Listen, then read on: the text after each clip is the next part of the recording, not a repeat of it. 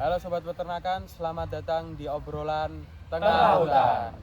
Pada kesempatan sore hari ini, saya dan teman-teman saya akan membahas materi yang sudah kita pelajari minggu lalu di mata kuliah DPFH, yaitu tentang karotenoid.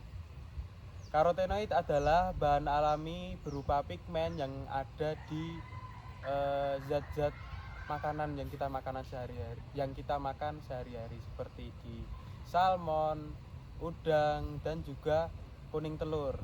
Dan ternyata karotenoid itu bukan sekedar ngasih warna aja, tapi ada manfaatnya buat kita sebagai pengonsumsinya begitu. Nah, ini dari teman-teman saya yang ada di sini, ada nggak yang mau langsung maparin permasalahan dari karotenoid ini?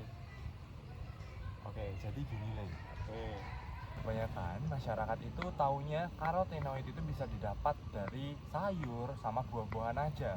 Contohnya dari wortel, dari jeruk juga. Tapi padahal karotenoid itu juga bisa didapat dari produk-produk hewani gitu. Dari contohnya tadi yang udah disebutin sama Rois itu ada dari salmon, kemudian dari daging ayam dan juga kuning telur. Betul banget. Tapi kalau mengingat kandungan dari karotenoid sendiri itu untuk hewan itu sangat tergantung dari bagaimana cara kita membudidayakan hewan tersebut dan pakan yang diberikan.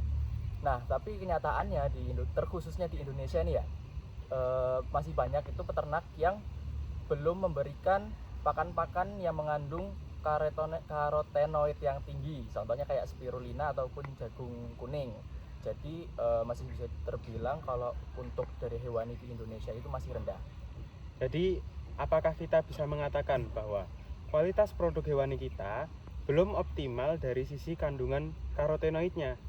Ya, kita tuh bisa bilang lah kalau misal produk hewani di Indonesia ini memang belum mengandung karotenoid yang tinggi. Nah, sebetulnya kalau kita mau berfokus pada peningkatan karotenoid ini, nantinya bakal bisa menambah nilai gizinya dari produk tersebut dan juga bisa menambah nilai jual.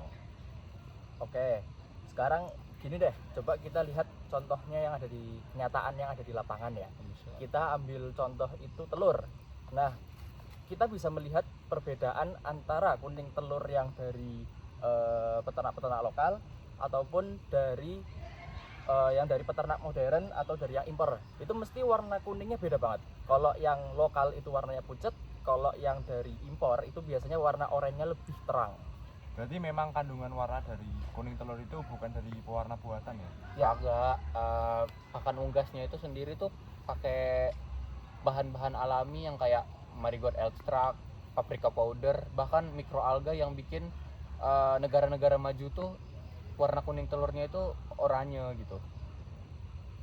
sedangkan di Indonesia sendiri itu rata-rata peternak masih ngasih makannya itu pakan konvensional. Contohnya kayak apa ya? Bedek, terus jagung biasa, ya gitu-gitulah.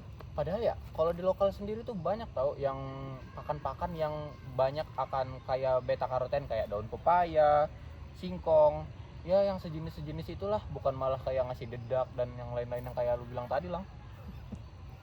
Jadi tantangannya bukan cuma di teknologi ya, tapi kita juga perlu edukasi dan akses terhadap bahan pakan alternatif tersebut.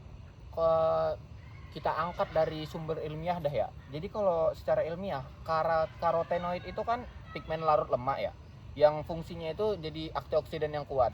Jadi ya kita tarik dari sisi ilmiah nih. Secara ilmiah itu karotenoid itu tuh senyawa larut lemak yang fungsinya itu sebagai antioksidan kuat. Itu tuh ada 4 jenisnya. Jadi kayak beta karoten, terus lutein, astaxanthin sama zeaxanthin. Nah, beta karotin itu kan vitamin A untuk kesehatan mata dan kulit. Ya, benar. Sedangkan lutein dan zeaxanthin itu untuk degenerasi manula, terutama bagi para lansia. Nah, iya, astaxanthin. Kita bicara tentang astaxanthin ya. Astaxanthin itu tuh bisa banyak terdapat di udang sama salmon. Jadi kayak punya kekuatan antioksidan yang benar-benar tinggi. Bahkan katanya ya lebih tinggi dari vitamin E sama C. Ya, menarik Keren banget. menarik banget. Itu kan seperti yang udah dijelasin Ryan tadi bahwa karotenoid itu kan larut dalam lemak. Iya. Sehingga mungkin dalam penyerapannya produk hewani ini mungkin lebih baik dari produk yang ada pada tumbuhan. Sumpah itu bener banget, sumpah asli. Jadi karotenoid itu tuh dari kuning telur atau ikan yang sifatnya itu lebih mudah diserap dari tubuh karena terikat sama nutrisi lemak alami. Nah, makanya konsumsi produk dengan kandungan karotenoid ini efektif sekali untuk strategis bagi kesehatan masyarakat.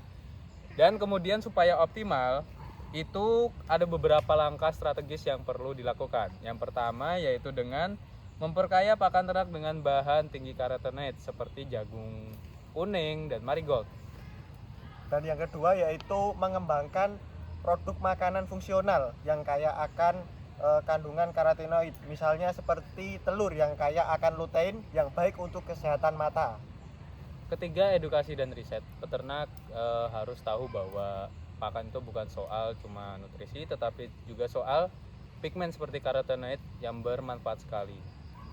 Dan yang keempat yaitu memberikan labelisasi terhadap produk yang dikembangkan, sehingga produk peternakan itu mempunyai kandungannya, sehingga para pengonsumsi itu tahu kandungannya dan lebih tertarik. Dan ini bisa jadi daya saing baru untuk produk hewani lokal ya. Betul banget.